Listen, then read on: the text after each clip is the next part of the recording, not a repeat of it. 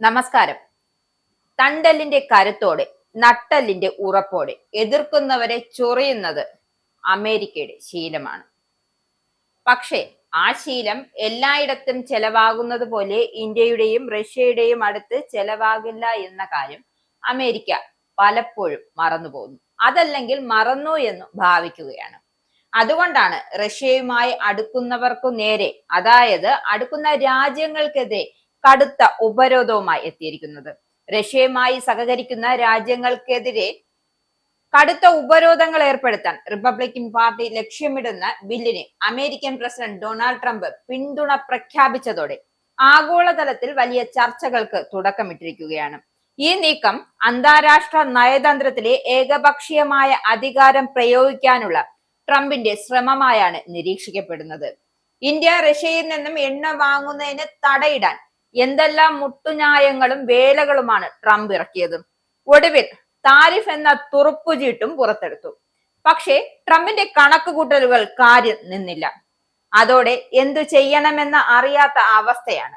India പോലുള്ള വികസ്വര രാജ്യങ്ങളെ സംബന്ധിച്ചിടത്തോളം റഷ്യയിൽ നിന്നുള്ള എണ്ണ, പ്രതിരോധ ഉപകരണങ്ങൾ, സാങ്കേതിക വിദ്യ എന്നിവ കുറഞ്ഞ വിലയ്ക്ക് ലഭിക്കുന്ന ദേശീയ താൽപര്യങ്ങൾക്ക് അത്യാവശ്യമാണ്.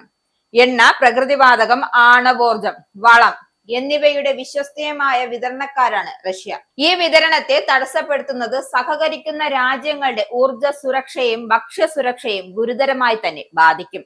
ഇന്ത്യയാകട്ടെ മോദിയുടെ നേതൃത്വത്തിൽ ഇന്ത്യയും റഷ്യയും ചേർന്ന് വ്യാപാരം വിപുലീകരിക്കാനാണ് പദ്ധതിയിടുന്നത്.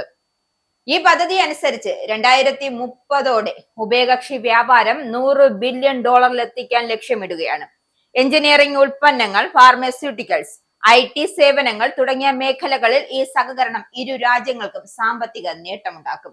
റഷ്യയുമായി സഹകരിക്കുന്ന രാജ്യങ്ങളെ ഉപരോധിക്കാനുള്ള ട്രംപിന്റെ റിപ്പബ്ലിക്കൻ പാർട്ടിയുടെയും നീക്കം രാഷ്ട്രീയ അജണ്ടകൾക്ക് വേണ്ടി ആഗോള വിപണിയിൽ സമ്മർദ്ദം ചെലുത്തുന്നതിന്റെ വ്യക്തമായ ഉദാഹരണമാണ്. എന്നാൽ അന്താരാഷ്ട്ര സമൂഹം ഇന്ന് ഏക ധ്രുവത്തിൽ നിന്നും ബഹുധ്രുവത്തിലേക്ക് മാറിക്കൊണ്ടിരിക്കുകയാണ്. ഈ സാഹചര്യത്തിൽ ഒരു രാജ്യത്തിന്റെ താല്പര്യങ്ങൾ സംരക്ഷിക്കുന്നതിനായി മറ്റൊരു രാജ്യവുമായി വ്യാപാര ബന്ധം അവസാനിപ്പിക്കാൻ നിർബന്ധിക്കുന്നത് രാഷ്ട്രങ്ങളുടെ പരമാധികാരത്തെയും സ്വതന്ത്ര വിപണി തത്വങ്ങളെയും ചോദ്യം ചെയ്യുന്ന നടപടിയാണ്. റഷ്യയുമായി സഹകരിക്കുന്ന രാജ്യങ്ങൾ തങ്ങളുടെ ദേശീയ താല്പര്യങ്ങൾക്കും സാമ്പത്തിക സുരക്ഷയും മുൻനിർത്തി ഈ ഏകപക്ഷീയമായ ഉപരോധ ഭീഷണികളെ മറികടക്കുമെന്നതിനാലാണ് ഇനി ലോക ശ്രദ്ധ. അമേരിക്ക നടപ്പിലാക്കാൻ ശ്രമിക്കുന്ന ഈ ഉപരോധ ഭീഷണികൾ രാജ്യങ്ങൾ തമ്മിലുള്ള പരമാധികാര വ്യാപാര ബന്ധങ്ങൾ തകർക്കാനും ലോകരാജ്യങ്ങളെ അമേരിക്കൻ വിപണിയിൽ മാത്രം ആശ്രയിക്കുന്ന ഒരു ഏകധ്രുവ ലോകക്രമത്തിൽ തളച്ചിടാനുമുള്ള ശ്രമമാണ്. ഉപരോധങ്ങളെ മറികടക്കാൻ റഷ്യയും മറ്റു രാജ്യങ്ങളും ചേർന്ന് രൂപപ്പെടുത്തുന്ന ബദൽ പേയ്മെന്റ് സംവിധാനങ്ങൾ ആഗോള സാമ്പത്തിക രംഗത്ത് അമേരിക്കൻ ഡോളറിന്റെ ആധിപത്യം ഇല്ലാതാക്കാൻ സഹായിക്കും.